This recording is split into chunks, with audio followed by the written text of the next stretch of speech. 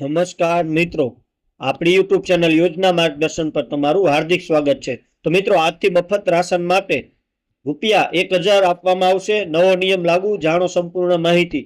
તો રેશન કાર્ડની લેટેસ્ટ અપડેટમાં જોઈએ તો ભારતમાં વધતી જતી ફુગાવાથી સામાન્ય જનતા, ખાસ કરીને ગરીબ અને મધ્યમ વર્ગના પરિવારોની આર્થિક સ્થિતિ પર નોંધપાત્ર અસર પડે છે।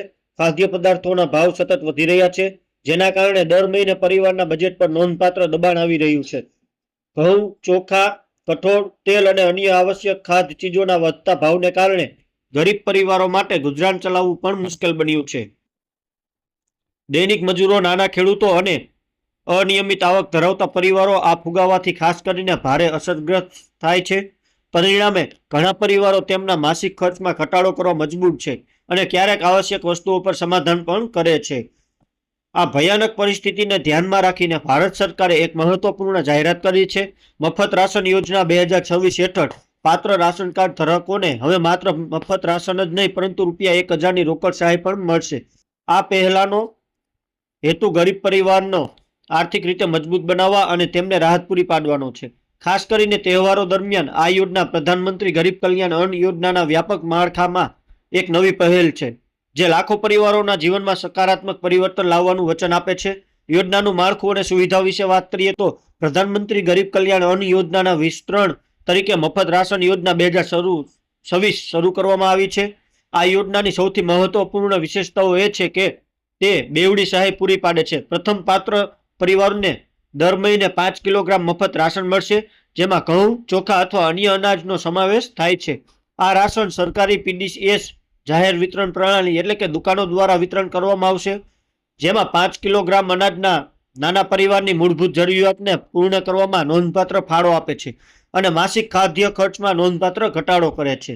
બીજી અને સૌથી આકર્ષિત જોગવાઈ એ છે કે આ મફત રાશન ઉપરાંત સરકાર પાત્ર લાભાર્થીઓને ₹1000ની સીધી રોકડ સહાય પૂરી પાડે છે। આ રકમ ડાયરેક્ટ બેનિફિટ ટ્રાન્સફર દ્વારા સીધી લાભાર્થીના બેંક ખાતામાં ટ્રાન્સફર કરવામાં આવશે, જે વચેટિયાઓની ભૂમિકાને દૂર કરશે અને ખાતરી આપશે કે સંપૂર્ણ રકમ લાભાર્થી સુધી પહોંચે છે। ₹1000ની આ રકમ પરિવારનો વધારાના ખર્ચને પહોંચી વળવા અને સહાય પૂરી માટે આપવામાં આવે છે। ખાસ કરીને તહેવારો દરમિયાન પરિવારને નવા કપડાં, મીઠાઈઓ, ભેટો અને અન્ય વસ્તુઓ માટે વધારાના પૈસાની જરૂર હોય છે અને આ ₹1000ની રકમ આમાં મદદ કરે છે। યોજનાનો ઉદ્દેશ અને મહત્વ વિશે વાત કરીએ તો મફત રાશન યોજના 2026 પાછળ સરકારના અનેક મહત્વપૂર્ણ ઉદ્દેશો છે। સૌથી મુખ્ય ઉદ્દેશ ગરીબ અને આર્થિક રીતે નબળા વર્ગને ખાદ્ય સુરક્ષા પૂરી પાડવાનો છે। ભારત જેવા વિશાળ દેશમાં જ્યાં લાખો લોકો ગરીબો રેખા નીચે જીવે છે, ત્યાં ખાદ્ય સુરક્ષા સુનિશ્ચિત કરવી એ સરકારની પ્રાથમિકતા છે।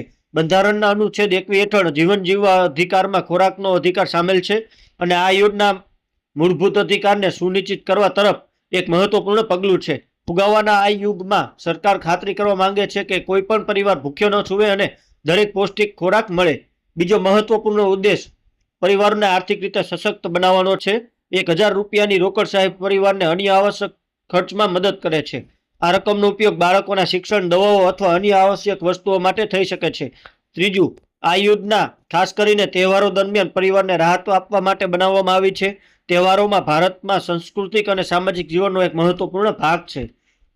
તો મિત્રો, પાત્રતા અને માપદંડ અને આવશ્યકતાઓ વિશે વાત કરીએ તો મફત રાશન યોજના 2026નો લાભ ફક્ત એવા પરિવારજનોને જ મળશે જે નિર્ધારિત પાત્રતા અને માપદંડોને પૂર્ણ કરેલ છે।